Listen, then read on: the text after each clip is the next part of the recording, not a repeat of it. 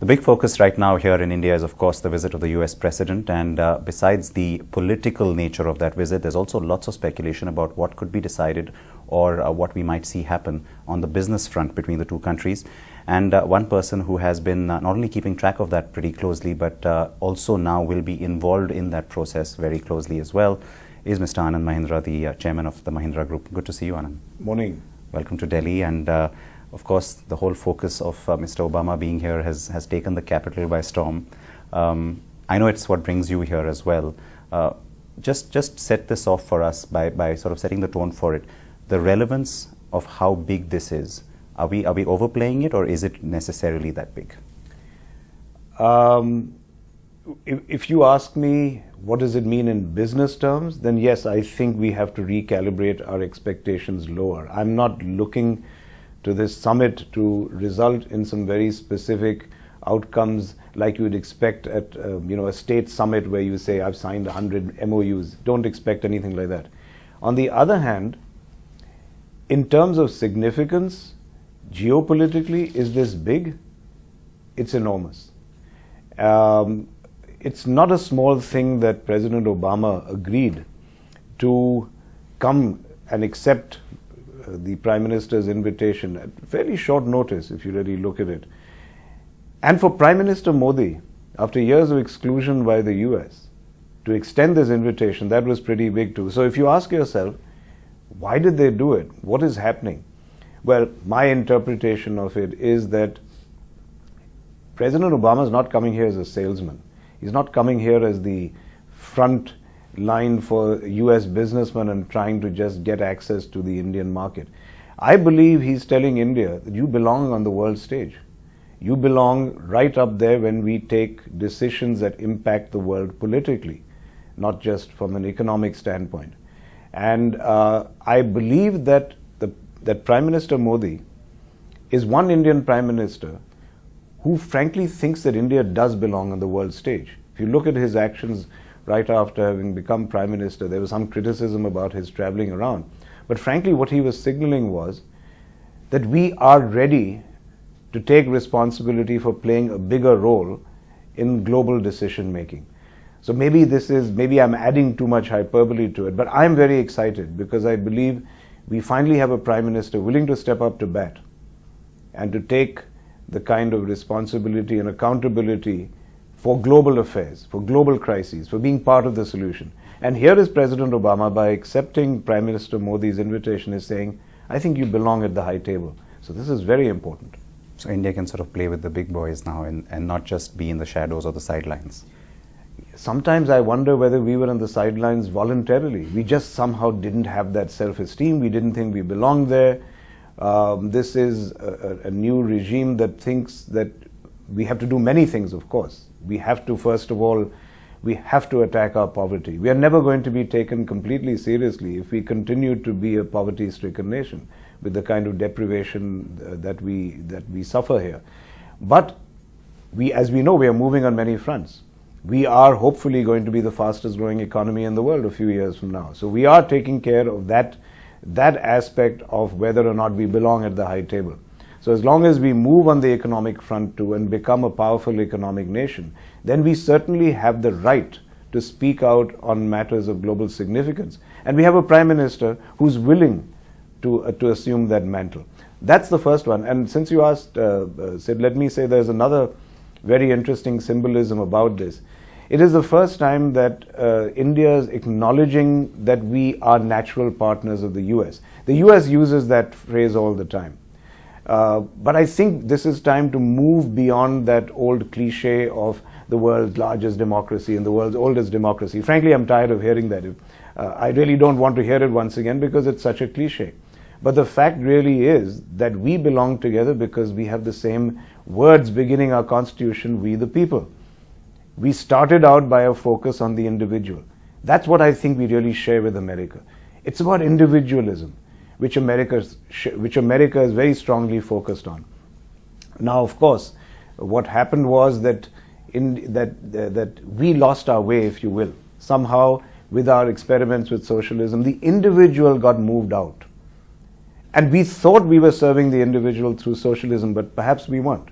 whereas America remained focused relentlessly on individual and has benefited from that. I think we are moving back with the collaborative federalism, with participative citizenry that the Niti Aayog manifesto talks about. I think we are moving back to a focus on the individual. So it's perfect timing for India and America to recognize each other again.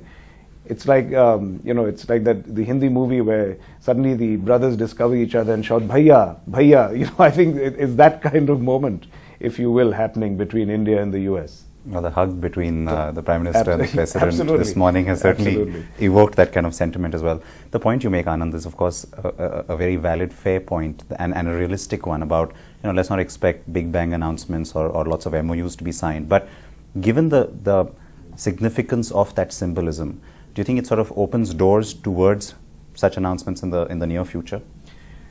I think your question is almost rhetorical. Yes, of course it does, because you need to create the climate, so to speak, within which people begin talking to each other, with people in a climate in which people are encouraged and feel that they will get a positive reception. So all those climatic aspects, if you will be served extremely well by this trip. There is word, of course, this morning that they are close to coming to some kind of agreement on the nuclear deal and removing the hindrances there. That would be wonderful. I certainly think it's in both our interests. After all, nuclear power is ultimately a clean power, and it is frankly cheaper than coal today. Ironically, even though coal is, if the projects are built on time, it's cheaper than coal. So it's an enormous opportunity for India to diversify its sources of energy. And frankly, at 20 crore per megawatt, even the first phase of nuclear power is a 16 billion opportunity for American companies, Westinghouse and Hitachi. So I believe there's huge mutual benefit and mutual interest in coming to some kind of agreement on this trip. I hope the speculation is correct, and that they will be able to come to some kind of agreement where both sides find a way of compromising. The US on its tracking requirements and India on its liability laws, and perhaps I believe there is some kind of way in which they're going to work around this. If that happens, it'll be wonderful. Given that there has been a deadlock there, and also now given that the news suggests that it's the Prime Minister and the US President who are going to directly now try and work out a solution, it kind of shows what's at stake here. I mean, this is not really a deal breaker if it doesn't work out, but it needs to work out. For the reasons I mentioned, I clearly think it does. And when you have large companies like this working and getting embedded into the Indian project management system, it only bodes well for there to be a tremendous multiplier effect, both in terms of industrial activity as well as in technology transfer. Now, the last time the President visited, and of course this is again symbolic, the fact that he's making a second trip to India, but we heard a lot of this, not specific to the nuclear deal, but about what it's going to do for the business environment and the two business communities coming together. There was, of course, the forum that was set up, the Indo-US CEO Forum. We haven't seen too much happen post that. So talk us through that. I mean, when this was set up, it was set up in earnest, but do you think it really achieved what it was supposed to? I have joined the forum for this trip, and one of my views is that we should not once again set enormously high expectations of what the forum itself can achieve. Everyone in the forum has a day job. We all go away and have to work on our own individual projects, our own work as well as our own interests in the Indo-US collaboration. To my mind, the Indo-US CEO Forum has to provide principally access to both sides who are interested in penetrating the business markets of either country. Why on earth would a US CEO pay attention to the Indo-US CEO Forum unless he felt it provided him visibility into the government system or into the system of implementation in India? Why on earth would it make sense for me to spend my time unless I felt it gave me access to decision makers on the American political as well as economic side? So let's keep the expectations of this forum in line. I was a member of another forum, to be honest, another country, I will let it go unnamed, and during those deliberations there were enormous targets and aspirations, said let's do a kind of a prototype pilot project together. Let's do a showcase demonstration project.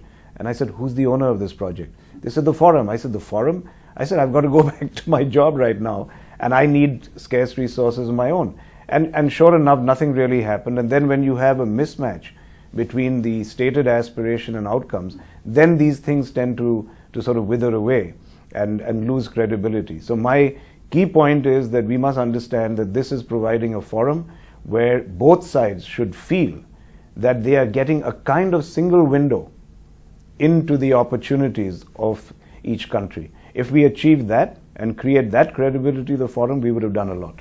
But does the government support that single window approach? Because I think what we're trying to understand is, how is a forum different from a business delegation? I mean, any head of state who visits usually does have certain, people from the business community in tow. Why the need for a forum as opposed to what usually happens? Well, these are the things we're going to be discussing today and tomorrow in the forum. So I'll be able to tell you later whether the governments, both sides, agree or not on my contention and are willing to provide, let's call it, improved access or specialized access. Now, the very fact that President Obama and Prime Minister Modi are meeting the CEO Forum separately is an indication already that that access is being granted. So that's a step. But one of the points certainly we intend to make is that can we continue to have some kind of privileged access which allows the members of the forum to feel that they are getting a deeper look and a deeper access into each side's decision makers. If you could actually expand a little bit on that for us. I mean, that is one expectation clearly. What is the agenda, let's say, that the Indian side of the CEO Forum goes in with? Because have you had the chance to discuss this in great detail? We are in fact having a meeting today to discuss that. So I think it would be wrong for me to preempt what the forum comes up with. There is a straw man agenda that has been created for the discussions. It's a very detailed and elaborate agenda which has been assembled from the joint inputs of all the members and their staff. So we will be deliberating on that. So I think it might be a little premature for me to comment on what would be the final points and items that we put in front of the leaders. And don't forget, we've got to meet our counterparts as well from the American side, which we will do tomorrow before we come up with a finalized agenda. But it will be one agenda. It's not going Absolutely. to be various views Absolutely. coming to the table at that point. No, there will have to be some kind of consensus reached and then placed before the leaders. The relevance of course, we've seen who is on the Indian side, and we of course are aware of some of the names from the US side as well. Is there a key focus area, you think, or is it really just everything is on the table when it comes to sectors? Once again, in all honesty, and this is not that I'm being evasive, there is a preparatory meeting today. So if there is going to be one key point that we land on jointly with the US side, that will only be an outcome right before the meeting with the leaders when they enter the room. So again, I'd be preempting something without knowing it. It's not as if it's something that is confidential. Sure. There's a whole short list of things that we have made, and we need to discuss these with our US counterparts, and then we will come up with a finalized agenda. In your view, though, what are some of the sectors? I mean, the nuclear space is clearly one area where both sides are looking for cooperation, but what are some of the other sectors that matter to us when it comes to the US? Oh, there's a whole grab bag of things which come in terms of access to technology, particularly in the renewables area, or whether they be in the high-tech area. There are things that we would want in terms of improved investment from the venture capital communities in the West Coast in order to create a kind of conducive entrepreneurial ecosystem, our own Silicon Valley, if you will. We would like a little more assertive participation by bodies like OPIC and EXIM in providing guarantees, investment guarantees in certain targeted areas. So there's a whole host of things which one could look forward to in all of these areas, which in fact are key thrust areas for the leaders as well: the nuclear, the defense, climate change and participation in renewables, for example, is a very, very important area. So everything is on the table right now, and as I said, one would hope that we could narrow it down so that there could be a very concise set of items on the agenda that is placed before these leaders, where we'll have about a half hour with them tomorrow. areas like the defense space, there is also this larger theme that's developed over the past couple of months of Make in India. Is that again something that you think takes center stage, given how important the Prime Minister sees that? I think it's extremely important, Siddharth, and the reason is very simple. This is the first Prime Minister who I believe has understood the value and significance in a large country like ours of establishing a military industrial complex. Now that word unfortunately has become a pejorative word because it was the target of all the protesters during the 60s. But if you remove that pejorative aspect of it, the fact is that a substantial amount of America's innovation and technology advancements have come from the military industrial complex. Not just hardware, even the simple, humble Gantt chart for project management, the critical path analysis that one does for projects, all came out of the American Armed Forces and those kinds of developments, and then collaboration with the private sector. So I believe our Prime Minister viscerally understands that there is an enormous cost in simply procuring all your defense equipment outside. And it's not in terms of dollars and cents. It's not a question of having the currency or not. India has the means to buy all its defense needs outside. But I believe what we would be foregoing, unless you make in India, is having this very vibrant source, this fountainhead of technology, which this kind of collaboration brings. If we are going to spend these billions on defense, then why not get the technology and innovation rub-off, which America has been getting for decades? That is the big benefit, I think, that will happen from a Make in India thrust for defense procurement. And similarly for other sectors too. Absolutely, but the defense is the big daddy of all of them because of the amounts that are being spent, because of the high technology involved, it is critical for India to have this factor when we spend this money. Otherwise, we are spending billions with no rub-off to India. So to stitch this up, the cynics have argued now for the last few weeks and months that the euphoria around the Modi government coming to power with its mandate and all the talk about this fantastic little bounce back that the economy was expected to go through hasn't happened. There hasn't been a big bang announcement. There hasn't been a massive policy shift. We've seen little bits and pieces from the finance minister. What needs to happen from that perspective, politically, economically, to sort of facilitate this new rush of investments and the change that we're looking for? I have never been a believer in the Big Bang Theory. I love the TV show, but I'm not a believer in the theory. Yeah. I think what is needed is consistent, everyday reform. Smaller the better. But it's not about the budget. It's not about the budget. I've always said that. I never come on TV talking about the budget for that reason. I think it's gotten undue attention. What we need to press on the government and put pressure on them is a reform a day, however small it is. And I'm not disappointed with what's happening so far. If you really look at the scorecard, it's a fairly impressive one in terms of consistent reforms and new things being announced. Of course, there is an impediment in terms of the Rajya Sabha getting it cleared. There's been criticism of the ordinances, but I'm all in favor of them if that's what is needed in order to get a reform a day going. I believe that there has also been this external, exogenous benefit of the oil prices, which is very timely. I wish we were also lucky as leaders. But that combined with these reforms coming in are, I think, allowing us to see green shoots. Our construction equipment business, our fledgling one, is seeing orders come in, and that's the first indication that some ground is being broken somewhere. It's not only talk and MOUs and investment promises, but investment on the ground is happening. I think you gradually, by the first quarter of next fiscal year, you will see a revival in the economy, aided again by those exogenous factors. The one thing that is left is really the ease of doing business. It's much more important to have ease of doing business for Indian companies. Forget worrying about FDI. FDI is important. The bulk of investment in the economy still comes from local investment. So for God's sake, let's make it easy to do business here. We need to move everything online. We need to have no paper trails. We need to remove the small unnecessary steps to start a business. We need to make it easier to put up physical infrastructure like warehouses. It takes 207 days in Delhi and 30 permissions or something like that to create a warehouse. How can you do business easily? That to me is a missing link, and combined with GST, that will be will be the real punch. That will be the coup de grace which will allow the Indian economy to take off. All right, well, that's a positive enough note to end on. We certainly hope all these things do happen soon enough. I hope you have a productive couple of days here. Thank you so much.